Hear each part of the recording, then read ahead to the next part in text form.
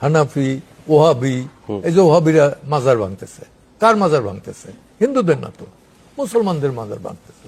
এবং এই দেশে যারা সুফিজম, সুফিরা নিয়ে আসছে ইসলাম, তাদের মাজার ভাঙতেছে। ওহাবিরা কার সৃষ্টি? ওহাবিরা ব্রিটিশদের সৃষ্টি।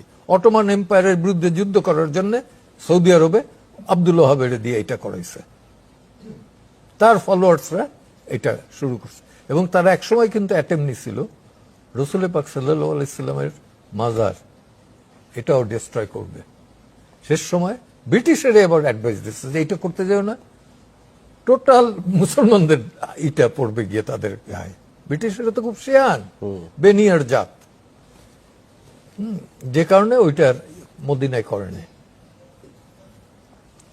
আপনি ইতিহাস খুঁজলে পরে এটাও পাবেন, ইয়াজিদ তো মুসলিম, ইয়াজিদ তো কাবাগরের 1/3 ভেঙে ফেলাইছিল।